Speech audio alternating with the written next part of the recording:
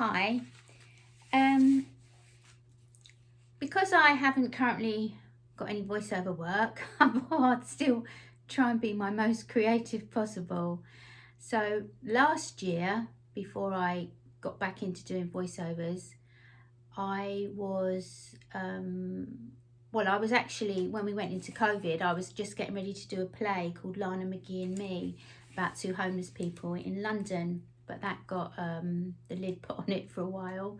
And I'd done a workshop with a wonderful, amazing friend of mine called Ricky Beadle Blair, who you should Google him. My God, he's inspiration. Ricky Beadle Blair, and I'd done a writer's workshop, and I've always loved Vivienne Westwood. So I decided to do a play about Vivienne Westwood, not knowing, where it would start, where it would end. But it started with Vivienne Westwood basically, and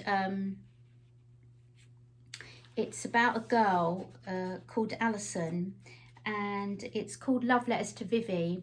And what happens, Alison was a fashion stylist, and she got caught up in the Bataclan massacre in Paris, and her friend died, but she completely lost all her memory. And because of that, she went from being very successful, she became a drug addict, alcoholic, and she lost her home. She ended up with a pimp on the streets, and so it was a very fast decline because of the situation, because of the very real that we all know about, the Bataclan massacre in Paris. But she's obviously a fictitious character. So this just picks up the only thing she could remember, the only thing she felt when she lost her memory was that, because she was a fashion stylist and she loved Vivienne Westwood, was that she thinks for some reason that Vivienne Westwood is actually her mother. So what she does in her, through all her trials, there's something there at the back of the mind, the back of the memory. She writes letters, like weekly letters to Vivienne, talking about weekly things, or maybe there's instances where something starts to come back, and as she's rebuilding her life, she relays these letters to Vivienne, and it's part of her reclaiming herself process, I suppose. So I'm going to pick up with the letter that Alison is writing to Vivienne, who she calls her mum.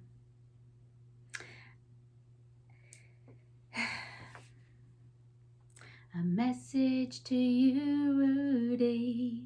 A message to you, Rudy.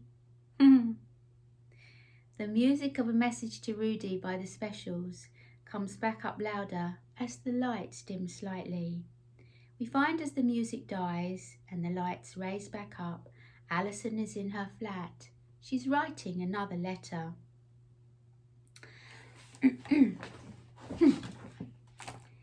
Mum, Vivie, I'm so excited.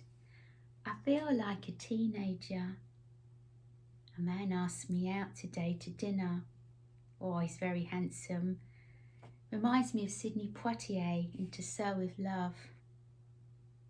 Those schoolgirl days of telling tales and biting nails are gone. Love that song, Mum, I love it. And I adore that film. It's funny, isn't it? I can't remember a lot of things. But I was about 5 when I watched that film. Oh, I fell in love with Mr. Thackeray. I wish I could remember my middle years a bit more clearly. The prime of my life has been blanked out. Really, Mum, it has. It really has. Sometimes it really scares me. Even though doctors, they do say it's possible my memory might come back. Oh, by the way, Stanley with the Sex Pistols had a hip replacement, so he's going to be out of action for a little while. Well, for the foreseeable future, which is fine, because I feel like I'm slowly getting mentally stronger. Won't even need the methadone soon. But anyway, let's see, because I want to kick that Ponce to the curb and just work towards, I know it sounds silly, but maybe Oxfam's Best Sales Assistant of the Year. Oh, whew. Yeah, I'm grateful for my job. Oh, you would love some of the stuff we got in lately. Everyone's been clearing out their cupboards. Well, it's because they're stuck at home, isn't it? Oh, Mum, Vivie, you could revamp so much. Now, wouldn't that be incredible, eh? A Vivienne Westwood and Oxfam collab. That could be part of your campaign for people not to buy so much and reuse where possible. That's a great idea, Mum, isn't it? If you want to discuss it further, call me. We could have a mother and daughter alliance, couldn't we?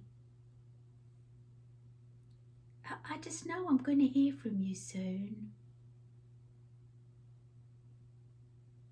So, letter number 246 will be on its way to your shop in beautiful Milan.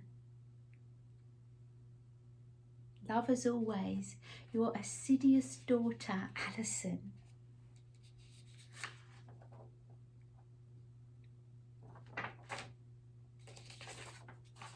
Oh, P.S.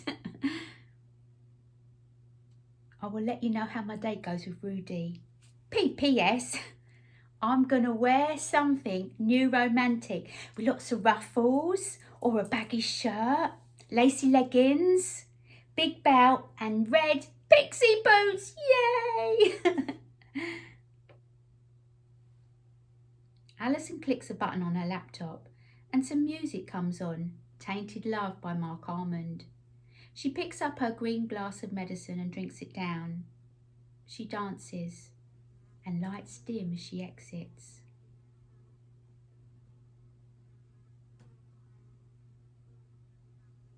Right on cue. There's a fly. Just to ruin my big moment.